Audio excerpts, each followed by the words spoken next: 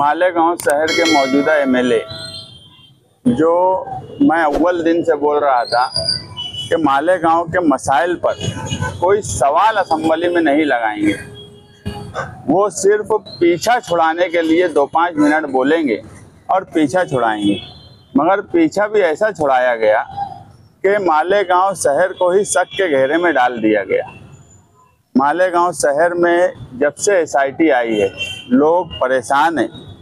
Minority defence committee उनकी हर तरीके से मदद कर रही है, मगर सरकार का इतना दबाव है, सरकार का डिपार्टमेंट पर, पुलिस डिपार्टमेंट पर इतना दबाव है कि आज तक एसआईटी के मामले में छावनी पुलिस स्टेशन में जितनी भी एफआईआर हुई है उस पर एसआईटी ने या छावनी पुलिस स्टेशन ने या मालेगांव पुलिस महकमे ने एक भी प्रेस कॉन्फ्रेंस नहीं ली है कि उन्होंने एफआईआर किस लिए दाखिल की है। लेकिन मौजूदा एमएलए ने जब असेंबली हाउस में ये बोला कि किरीट सुमैया मालेगांव आए और मालेगांव शहरियान को देखने के बाद उनको गुमान हुआ, लफ्ज़ गुमान असेंबली हाउस में जो बोला गया कि उनको गुमान हुआ कि यहाँ पर बांग्लादेशी और रोहिंग्याई हैं। गुमान होने का मतलब यह है कि क्या हमारे चेहरे पर लिखा है कि हम बांग्लादेशी हैं? सारे शहर को पता है, पूरे महाराष्ट्र को पता है, मैं कहता हूँ पूरे मुल्क को पता है कि मालेगांव शहर के साथ जो रवैया अपनाया जा रहा है वो सोची समझी साजिश है। कोई गुमान नहीं है, ना यहाँ किसी के चेहरे पे लिखा है कि वो बांग्लादेशी है और न यहाँ पर एक भी बांग्लादेशी निकलने वाला है, ये भी हमको पता है। सिर्फ मकसद ये है कि मुसलमानों को परेशान किया जाए। और जब वो सवाल कर रहे थे, क्वेश्चन तो था नहीं, मगर सरकार से अगर वो ये पूछते कि अभी तक की इंक्वायरी में आप बताओ कितने बांग्लादेशी निकले, तो सरकार अगर वहाँ जवाब देती तो उस बात को कहीं ना कहीं दूसरे कोर्ट में या दूसरे मामलात में उसकी मदद हो सकती थी। मगर उन्होंने सरकार से कोई बात नहीं पूछी, सिर्फ सरकार की चापलूसी की। बजट पर बोल रहे थे, जिस तरह बिल्ली की नीयत हमेशा छिछड़े में होती है, उसी तरह मौजूदा एमएलए की नीयत भी छिछड़े में थी। वजीर मालियात अजीत दादा पवार की तो ऐसी तारीफ कर रहे थे कि फरिश्ते उतर के आने वाले हैं उनके लिए। इस तरह की तारीफ सरकार में कर रहे थे जिन्हें मौजूदा एमएलए को बजट का ओ बो को ABCD नहीं समझता, जिनकी बजट पे कोई स्टडी नहीं थी। अभी तक माइनॉरिटीज़ का जितना फंड दिया जाता है माइनॉरिटीज़ को, इस मर्तबा बजट में 130 करोड़ सिर्फ माइनॉरिटीज़ का बजट पकड़ा गया। इससे पहले 1000 करोड़ पकड़ा जाता था, पिछली बार 500 करोड़ से ज़्यादा पकड़ा गया। तो इन सब बातों को बोलने के बजाय वो अजीत पवार की चापलूसी में फरिश्ते उतारने की बात कर रहे थे।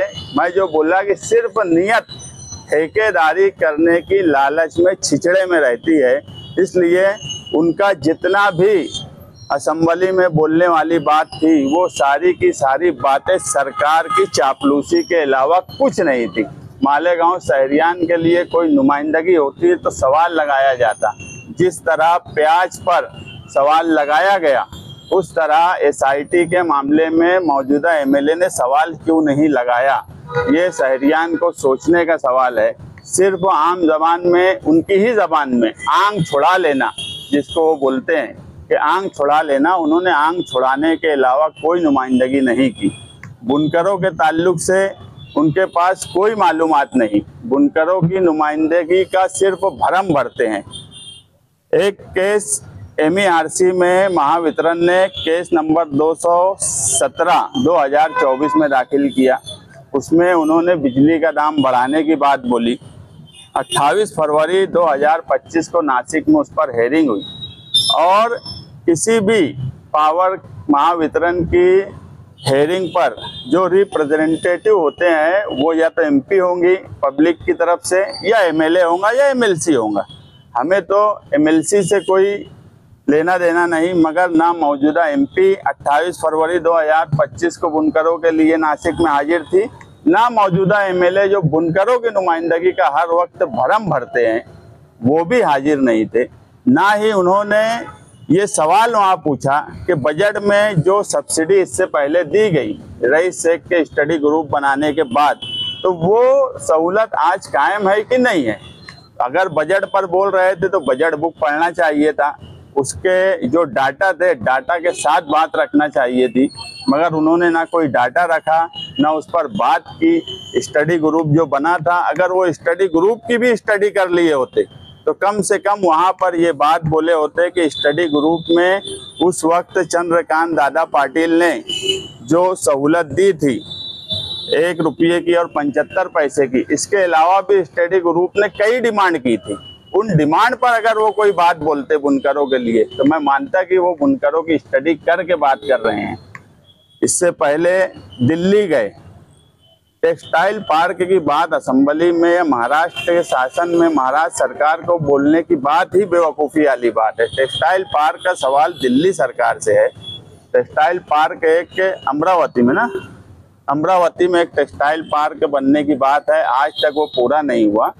ये बड़ा इलेक्शन जीतने के बाद असद अवैसी साहब के पास साथ गए थे दिल्ली, कुछ ऐसे लोगों को लेकर जो बिजली कंपनी के तोड़ीबाज हैं, चोर हैं, वो उनके आसपास रहते हैं, जो बिजली चुराने का काम करते हैं और सारे दूसरे बुनकर उनकी वजह से तकलीफ में रहते हैं। ऐसे लोगों को लेकर एक जंबो जेट काफिला लेकर दिल्ली गए और आने के बाद ऐसा कहा गया कि अब तो बुनकरों के लिए ये सहूलत मिलेंगी, अब तो बुनकरों को वो सहूलत मिलेंगी। अवैसी साहब बात कर लिए तो उसका क्या हुआ, उस पर कभी कोई बात नहीं बोलते। कोई ऐसी दमदार नुमाइंदगी उनकी तरफ से नहीं होती। असेंबली हॉल में जिस तरीके से बोलना चाहिए, अगर आप सरकार के खिलाफ हो या फिर सरकार पर तनकीद करने की बात है। लाडली बहन की स्कीम पूरा शहर जानता है, पूरा महाराष्ट्र जानता है कि एक इलेक्शन के वक्त दी गई स्कीम थी, उसके बाद 5 लाख लोगों के नाम काटे गए, कई हजार ख्वातीन के मालेगांव में पैसे नहीं आए। उसकी स्टडी इन्होंने करना चाहिए थी। लाडली बहन के नाम पे तारीफ पे तारीफ, तारीफ पे तारीफ, सिर्फ चापलूसी, इसके अलावा मौजूदा एमएलए कोई काम नहीं करते। सिर्फ पुलिस डिपार्टमेंट की चापलूसी, सरकार की चापलूसी और मालेगांव शहरियान को बेयार और मददगार छोड़ देने का काम मौजूदा एमएलए कर रहे हैं। हम हर वक्त ये बात बोल रहे हैं कि अब हम मौजूदा एमएलए को नहीं जगाने का काम करेंगे। हमने पिछला 18 साल देख चुका उनका। वो अगर असेंबली हॉल में ये बोलते हैं कि मालेगांव में सड़क नहीं है, गटर नहीं है, यहाँ पर पानी का निज़ाम नहीं है, तो 18 साल से आप ही हो मालेगांव शहर में और आप ही ये बात बोलते हो, तो आपकी नुमाइंदगी क्या, आपका कामकाज क्या? ये सारे सवालात हम शहरियान के सामने इसलिए रख रहे हैं कि अब हम मौजूदा एमएलए को जगाना नहीं चाहते। मालेगांव शहर की आम आवाम जो कभी बिरादरी के नाम पर, कभी मजहबी चोले के नाम पर बेवकूफ़ बन जाती है, उनको जगाने की ज़रूरत हमको महसूस होती है और हम हर वक्त मालेगांव शहरियान को जगाने की कोशिश करेंगे और ये काम करते रहेंगे।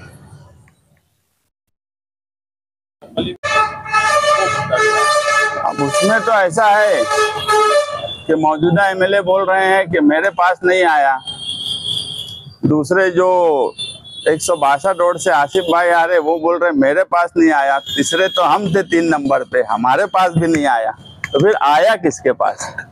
सवाल ये नहीं था। सवाल ये था, मैं इससे पहले भी बोला कि लिस्ट के साथ वहाँ बोलना चाहिए था कि किन लोगों के अकाउंट में आया।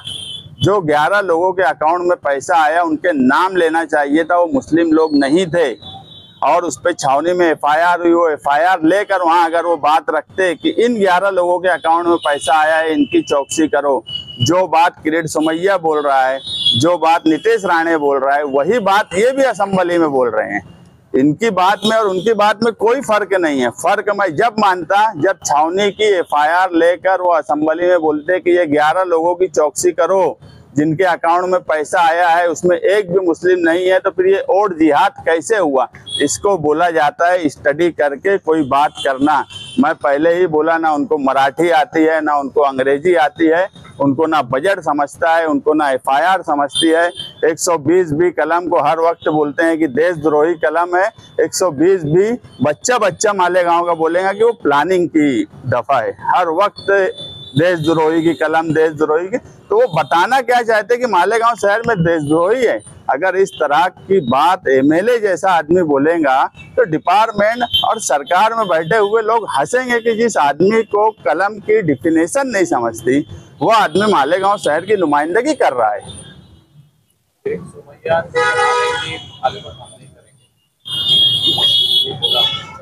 जांच जो है जांच ठीक ना हो जाए, पानी का पानी सामने आ जाए।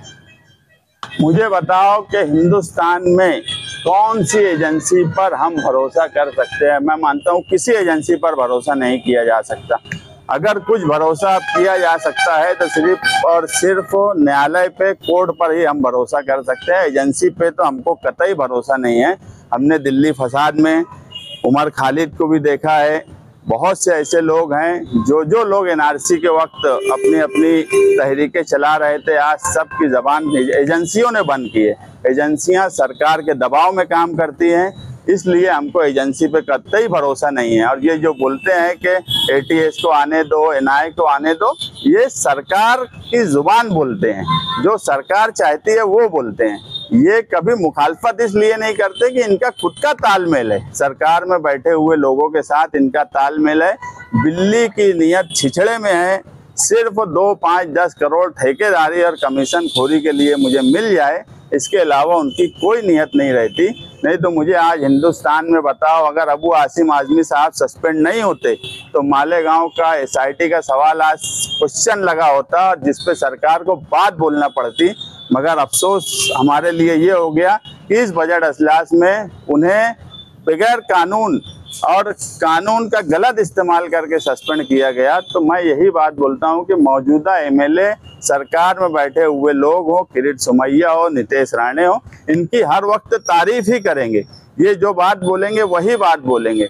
एक बात का मैं एक जुमला असेंबली में बोला हुआ कि किरीट, मैं फिर दोबारा बोलूंगा, किरीट सोमैया को मालेगांव आने के बाद गुमान हुआ मालेगांव वालों को देखकर। तो ये उसी की जबान बोली जा रही है ताकि डिपार्टमेंट को भी ये लगे कि यार बात कुछ ना कुछ है, इसीलिए गुमान हुआ। गुमान होना, गुमान लफ्ज जो है ये असेंबली में बोलने वाला लफ्ज नहीं था। ये चापलूसी किरीट सोमैया ही कर रहे थे। और मैं ये बात मानता हूँ कि ये कहीं ना कहीं इनका आपस में तालमेल है।